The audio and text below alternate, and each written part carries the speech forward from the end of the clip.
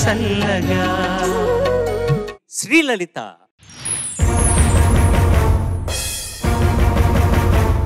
ఈ దుర్యోధన దుశ్శాసన దుర్వినీత లోకంలో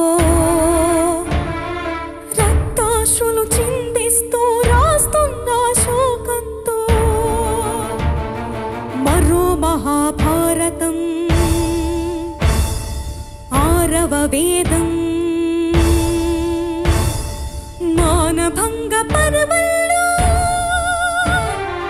మాతృహృదయ నిర్వేదం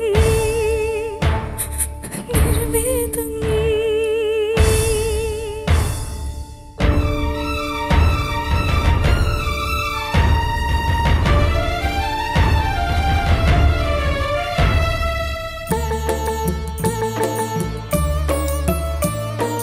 పుడుతూనే పాలకేడ్చి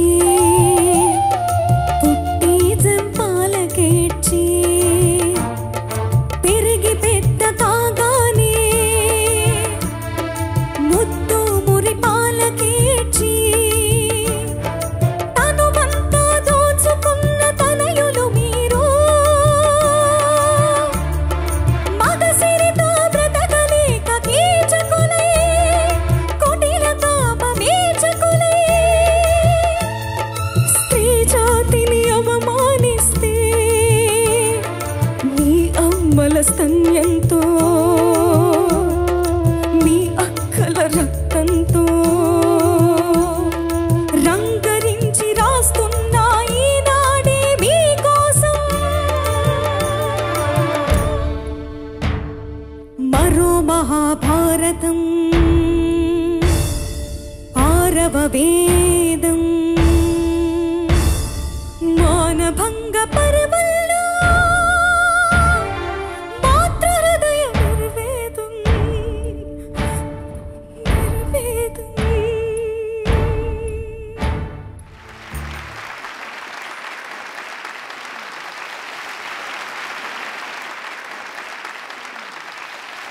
ఇలాంటి ఒక పాట రికార్డింగ్కి వెళ్ళి ఇదే ఇవాళ పాడుతున్నామని తెలియదు ఒక సింగర్కి.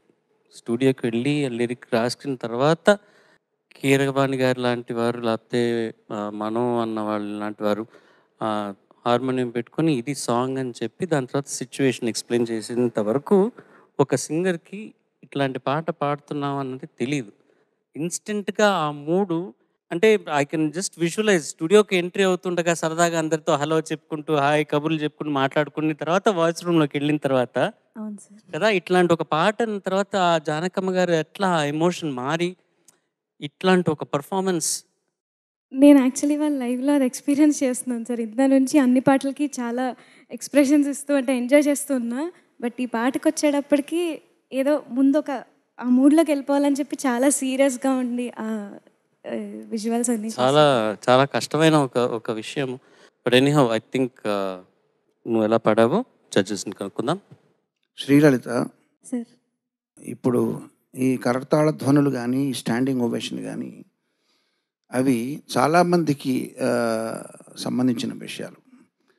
మొట్టమొదట సభ్య సమాజానికి ఒక సందేశాత్మకమైనటువంటి చిత్రం అందించాలి.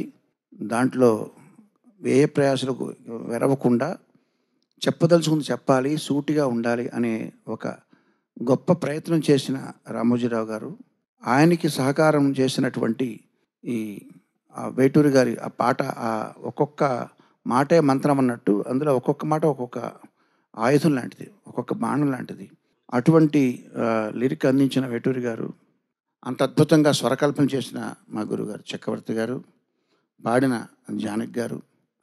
ఆ తర్వాత ఆ రోజుల్లో ఆ పాటను తలకెత్తుకున్నటువంటి సమాజం కూడా ఈ కరతాళ ధ్వనులకి అర్హమైనదే. తర్వాత ఇన్ని రోజుల తర్వాత ఆ పాటను మళ్ళీ అంతే భావస్ఫూర్తిగా నువ్వు ప్రదర్శించిన విధానం, దాన్ని నువ్వు నీ వయసుకి మించిన ప్రయత్నం అది అంత చక్కగా నువ్వు దాన్ని ప్రజెంట్ చేసావు. చివరిగా నీకు కూడా. సో ఇంతమందికి నమస్కారం చేయాలి, ఇంతమందిని మెచ్చుకోవాలి. ఈ కరతాళ ధ్వనులు అందరికీ చెందుతాయి. విషయం ఏంటంటే ఇది ఇప్పటికీ ఈ పాట సజీవంగా ఉందంటే అది దురదృష్టం. అది ఎందుకు దురదృష్టం? ఇప్పటికీ సజీవంగా ఉండాల్సినటువంటి పరిస్థితులు ఉన్నాయి కాబట్టి సమాజంలో అది ఇప్పటికీ అన్వయిస్తుంది. అది ఇప్పుడు కూడా పాడుకునే పాటే. కొన్ని పాటలు మన దేశానికి స్వతంత్రం రావాలి అన్న తర్వాత స్వతంత్రం వచ్చేసి ఇంకా పాడక్కర్లేదు. మేబీ ఎప్పుడైనా సెలబ్రేషన్గా పాడుకుంటామేమో, కానీ ఇట్లాంటి పాటలు పాడుకోవాల్సిన పరిస్థితిలో ఇంకా ఉన్నందుకు అది విచారించాల్సిన విషయం. కానీ ఇటువంటి గొప్ప పాటని మనం అందుకున్నాం ఈ సినిమా అనే మాధ్యమం ద్వారా. అది సంతోషించాల్సిన విషయం. చాలా చక్కగా పాడావు. God bless. Thank you sir.